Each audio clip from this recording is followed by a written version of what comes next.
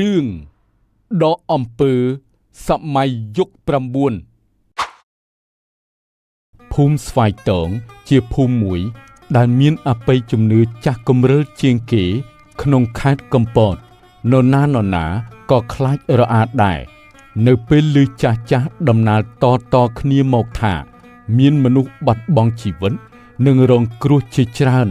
ដោយអបិយជំនឿក្នុងភូមិនោះឪពុកសោភាត្រូវបានគេដឹងថា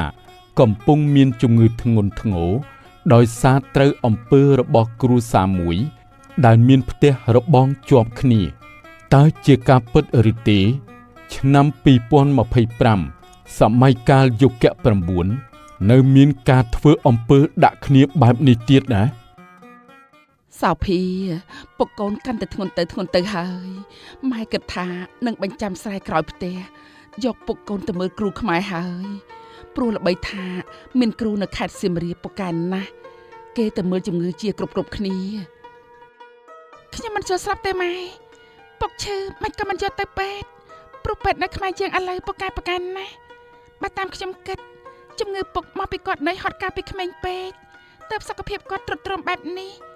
ត្បិតអីពុកគាត់ហូបស្រាផងសាច់ផងសឹងតែរាល់ថ្ងៃប្រហែលជាឡើងអាស៊ីតផងក៏មិនដឹងបានជាហាមជើងអញ្ចឹងគ្មានអ្នកណាធ្វើស្អីដាក់គាត់ទេម៉ែយីកូននេះឲ្យទៅរៀនអស់តែលុយមិនចង់ថាម៉ែនឹងមិនដឹងអីមែនទេម៉ែឃើញពលឺថ្ងៃមុនកូនឯងចេះដឹងមាត់ម៉េះពុកឯងណាត្រូវគេធ្វើអំពើដាក់ហើយ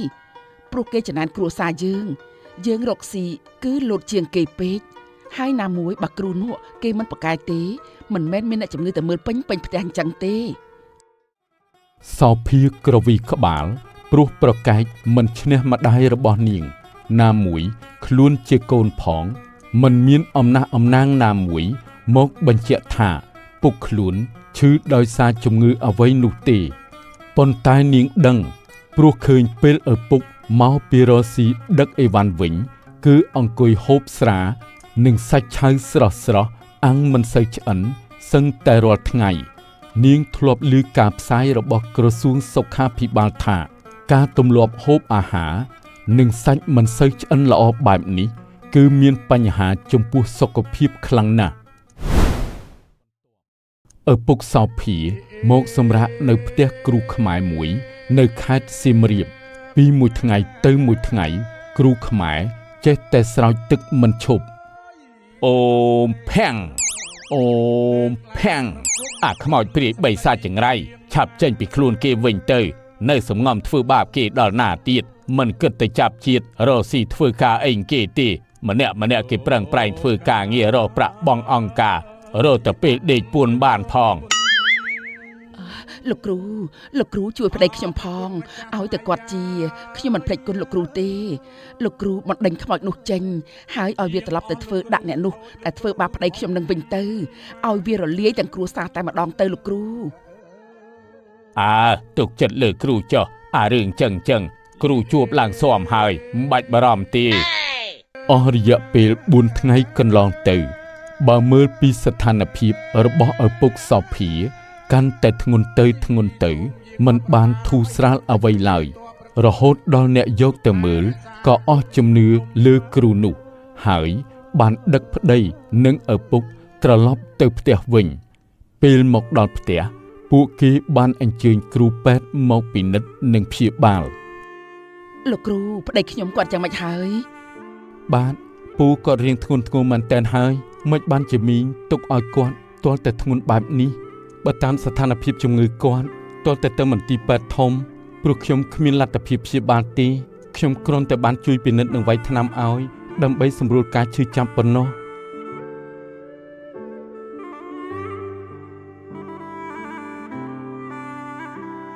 លោកគ្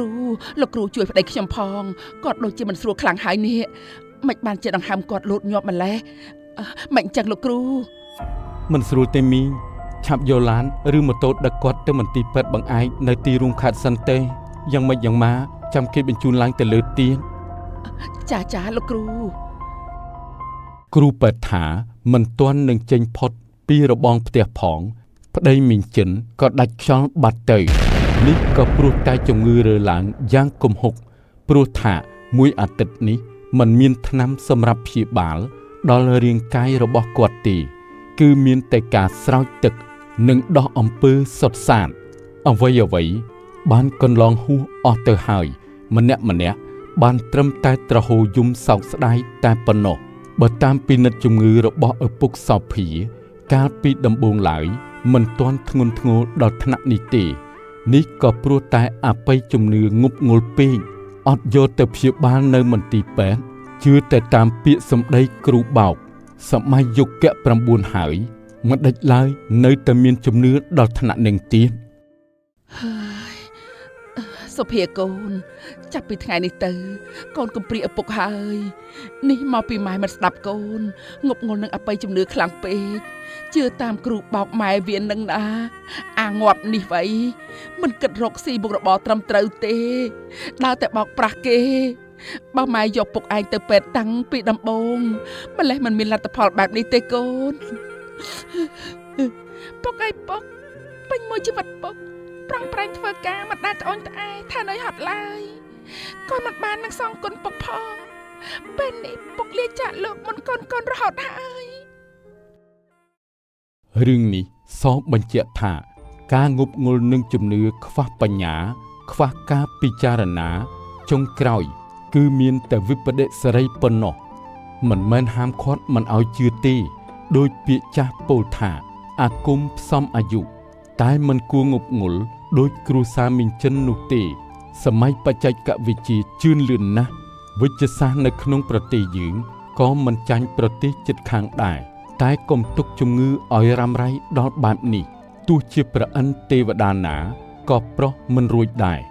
មុននឹងសម្រេចចិត្តធ្វើអ្វីមួយសូមបងប្អូនជឿប្រកបដោយបញ្ញាទើបមិនចាញ់បោកគេព្រោះអ្នកបោកគឺគេពូកែណាស់មួយថ្ងៃ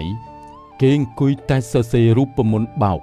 ដូច្នេះយើងជាជនស្លូតត្រង់ងាយនឹងត្រូវគេបោកប្រាស់ណាស់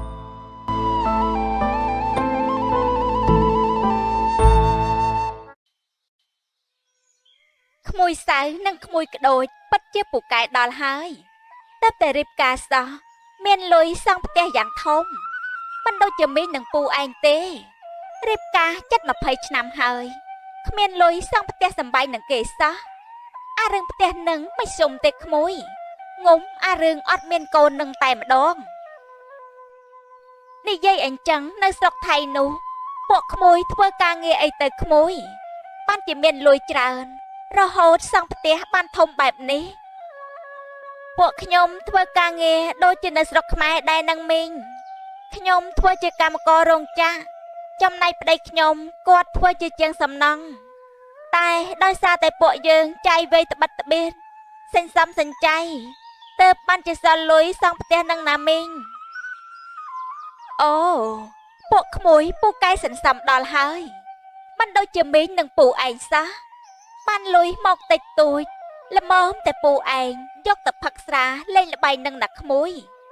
ហើយចុះពួកក្មួយគិតរកស៊ីអ្វីបន្តទៀតពួកខ្ញុំគិតថា10ថ្ងៃទៀតនឹងទៅស្រុកថៃវិញហើយមីងព្រោះនៅទីនេះមិនដឹងជាធ្វើការអ្វីទេស្រែក៏គ្មានចំណេះក៏អត់គ្មានខ្សែគ្មានប៉ពួកនាំចូលធ្វើការដូចគេទេមីងណែក្មួយសៅឯងមិនដឹងទេអីក្មួយចាស់បុរាណនិយាយថាផ្ទះទៅនឹងសង់ហើយបែបនេះគេមិនឲ្យទុកចោលដោយគ្មានមនុស្សនៅទេក្មួយព្រោះបើយើងមិននៅនឹងមានខ្មោចព្រាយបិសាចចូលមករស់នៅជាមិនខានពួកខ្ញុំមិនជឿរឿងទាំងអស់នឹងទេមីងលើលោកនេះវាគ្មានខ្មោចគ្មានព្រាយបិសាចអីនោះទេព្រោះតាំងពីកើតមកខ្ញុំមិនដែលបានឃើញម្ដងផងនឹងឮតែពូអ្នកស្រវឹងនិយាយថាខ្មោចលង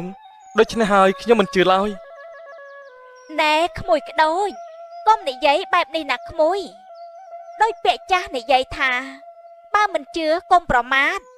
មីងធ្លាប់ឃើញច្រើនដងហើយអារឿងអ្នកមិនជឿហ្នឹងចុងក្រោយបានតែត្រឹមពាក្យថាស្ដាយក្រោយប៉ុណ្ណោះណាក្មួយនិយាយទៅខ្ញុំនៅតែមិនជឿនឹងណាមីងអារឿងខ្មោចព្រាយបិសាចអស់នេះហើយបើមានខ្មោចមែនខ្ញុំនឹងឲ្យវានៅជួយថែរក្សាផ្ទះខ្ញុំតែម្ដងណាហើយបើក្មួយមិនជឿមីងក៏មិនដឹងថាម៉េចដែរ តាមតែក្មួយគិតទៅចោះអញ្ចឹង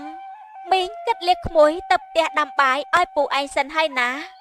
ព្រោះខ្លាចតែមកពីផឹកវិញមិនឃើញមីងដឹងតែរករឿងទៀតមិនខានចាមីង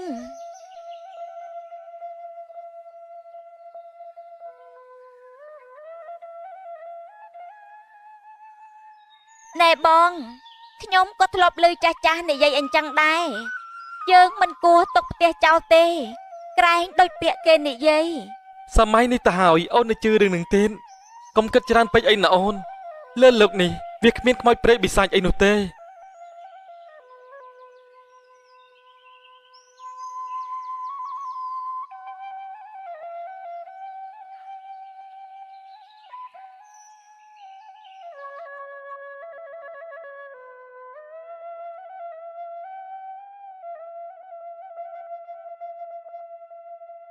ណែឯងមើលទៅផ្ទះអាក្ដូចមើលដូចជាមានមនុស្សកំពុងតែអង្គុយស៊ីបាយនៅលើគ្រែនោះតិចអាក្ដូចនឹងប្រពន្ធវាមកពីស្រុកថៃហើយវិញទេដឹងឯងមែនហើយដូចជាមានមនុស្សអង្គុយមែនយីពួកនេះរកស៊ីមានបានតិចតួចវាលែងរាប់អានឯងសោះកាលវានៅក្របផ្ទះតូចឲ្យតែវាមកពីភ្នំពេញឬមកពីស្រុកថៃវិញគឺវាហៅយើងទៅលេងផ្ទះវាហើយណាស់ហើយកុំគិតច្រើនពេកអីឯង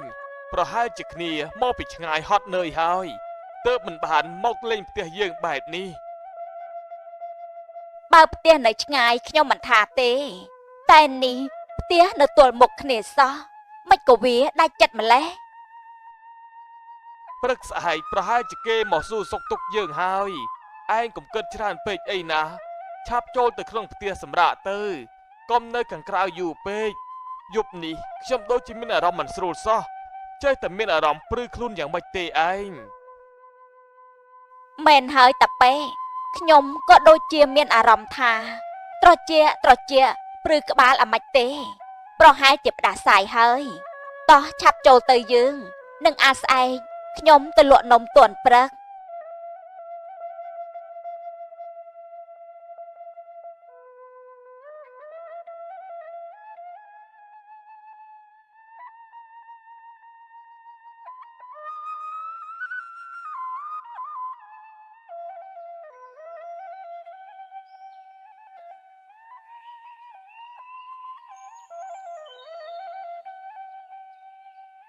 អ្នកវឿនអើយអ្នកវឿនចូលមកនេះបន្តិចមកអ្នកមានការអីទៅអ្នកខ្ញុំប្រញាប់ទៅដាំបាយឲ្យប្តីផង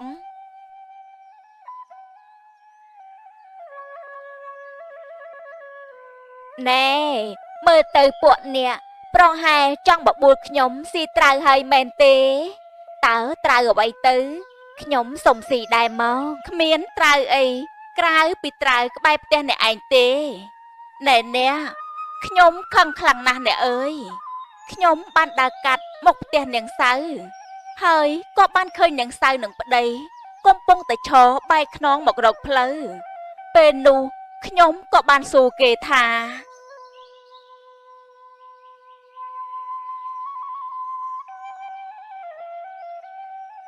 សៅអើយម៉េចនាំគ្នាមកពីស្រុកថៃវិញហើយមែនទេអាក្មួយហើយលើកនេះហេតុអីបានជាឆាប់មកម្លេះតើនៅទីនោះគ្មានការងារធ្វើទេឬបានជានាំប្តីប្រពន្ធមកវិញបែបនេះ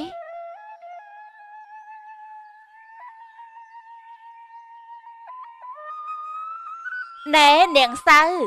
ម៉េចយើងហៅនាងមិនងាកនឹងឆ្លើយមករកយើងបែបនេះណែនាងកុំភ្លេចកំណើតពេកបានធ្វើផ្ទះធំលែងនិយាយជាមួយអ្នកក្រហើយមែនទេនាងអ្នកអើយខ្ញុំខឹងដល់ហើយអ្នកទាំងប្តីទាំងប្រពន្ធគ្មានងាកមើលមុខខ្ញុំបន្តិចសោះថាអ្នកឯងទៅផ្ទះនៅឆ្ងាយគេមិននិយាយចូលនេះខ្ញុំនៅផ្ទះទល់មុខគ្នាសោះក៏វាមិនទៅអើតខ្ញុំផងណាស់ហើយអ្នកចាំស្អែកចាំនិយាយដើមគេទៀតឥឡូវខ្ញុំប្រញាប់ទៅដាំបាយឲ្យប្តីហូបសិនហើយណាអ្នក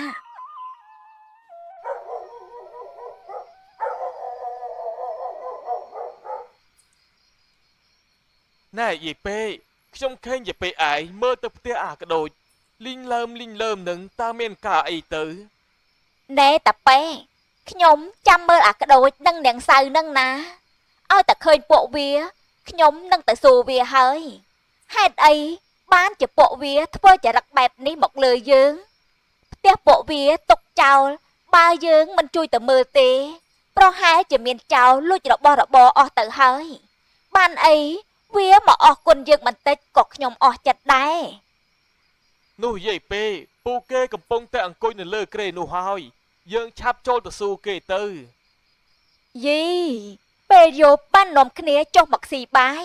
ធ្វើមើលតែខ្មោចតោះតាប៉ែទៅសួរវាឲ្យដឹងរឿងម្ដង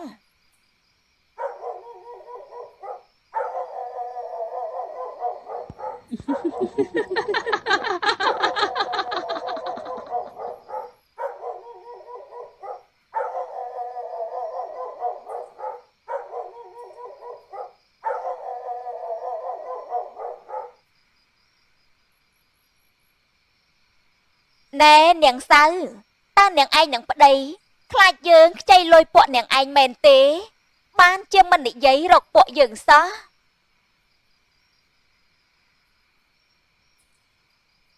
យីយើងនិយាយប៉ុណ្ណឹងហើយមិនមើលមុខយើងទៀតចាំមើលយើងទៅមើលមុខនាងឯងវិញម្ដងមើល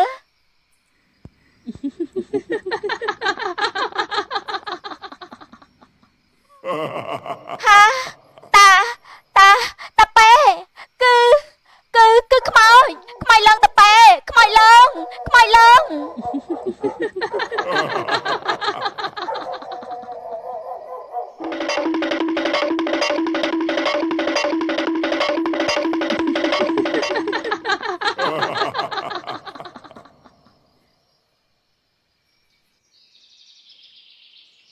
អេអ្នកវឿនមិនបានជាព្រឹកនេះទឹកមុខអ្នកចម្លែកម្លេះដូចជាត្រូវខ្មោចឡើងអញមិនត្រូវប្រាប់អ្នកសុកថាផ្ទះនាងសៅមានខ្មោចនៅទេ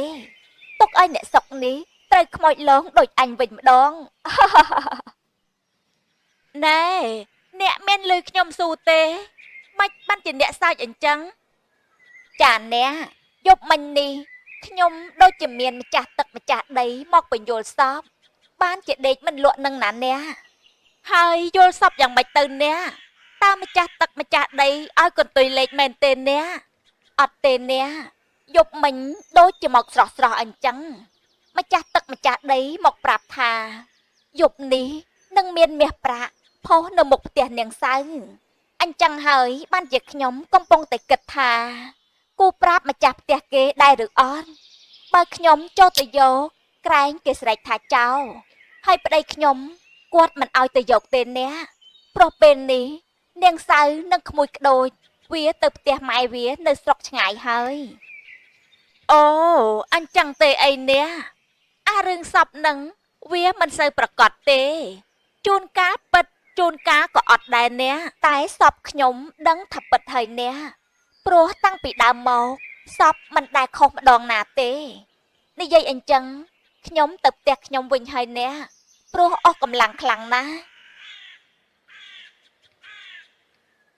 បើពិតដូចជាអ្នកវឿននិយាយមែន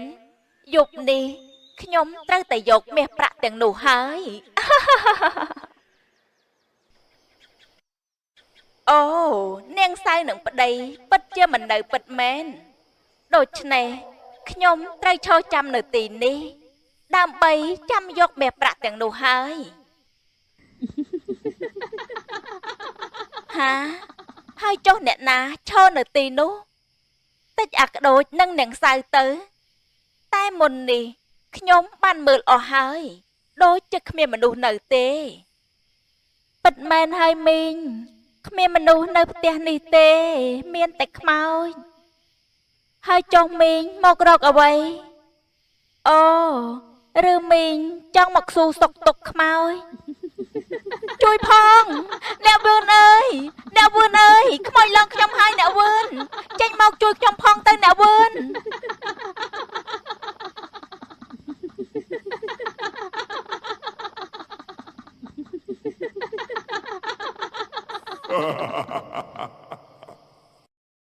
ជួយផង វឿនអើយអ្នកវឿនអើយខ្មោចឡើងខ្ញុំហើយអ្នកវឿនចេញមកជួយខ្ញុំផងទៅអ្នកវឿនយ៉ាងម៉េចហើយអ្នកមានរើសបានមាសប្រាក់ដែរទេអ្នកវឿនមិនបានជាអ្នកវឿនឯងក៏ហក់ខ្ញុំបែបនេះផ្ទះនោះមានខ្មោចណាអ្នកខ្ញុំខ្លាចប្រាប់អ្នកទៅអ្នកមិនជឿអញ្ចឹងហើយបានជាខ្ញុំចង់ឲ្យខ្មោចលងអ្នកដូចជាលងខ្ញុំដែរនឹងណាមិនបានជាអ្នកឯងលេងតណើបដូចអាមានអញ្ចឹងដឹងអត់ថាខ្ញុំខ្លាចទៅខ្ញុំដឹងថាអ្នកខ្លាចហើយខ្ញុំក៏ខ្លាចដែរអញ្ចឹងហើយបានជាខ្ញុំចង់ឲ្យខ្មោចលងអ្នកបានពីអ្នកខ្ញុំនឹងណាតើម្ចាស់ផ្ទះនេះគេដឹងថាមានខ្មោចទេអ្នកគេប្រហែលមិនដឹងទេអ្នកព្រោះពួកគេទៅធ្វើការនៅស្រុកថៃគ្មានអ្នកណាទេទូរស័ព្ទទៅប្រាប់ទេហើយបើយើងប្រាប់គេក៏គេមិនជឿដែរមានតែតាមដំណើរទៅអ្នកចាប់តាំងពីពេលនោះមកអ្នកភូមិនៅក្បែរនោះតែងតែឃើញមានពន្លឺភ្លើងនៅពេលយប់និងមានឮសំឡេងដូចជាមនុស្សមួយគ្រួសារកំពុងតែនិយាយគ្នាសើចយ៉ាងសប្បាយធ្វើឲ្យអ្នកភូមិនៅទីនោះគ្មានអ្នកណាហ៊ានដើរឆ្លងកាត់តាមផ្លូវនោះនៅពេលយប់ឡើយតែរឿងគួរឲ្យចម្លែកនៅពេលប្តីប្រពន្ធនេះក្ដូចមកពីស្រុកថៃវិញពួកគេមិនដែលត្រូវខ្មោចលងឡើយហើយរឿងនេះក៏ជារឿងពិតមួយដែលមាននៅក្នុងខេត្តព្រៃវែងដែរឲ្យខ្ញុំឡើងម្ចាស់ផ្ទះយ៉ាងម៉េចប្របើហ៊ានតែឡងគេដេញក្បាលមិនឲ្យនៅឥឡូវហើយ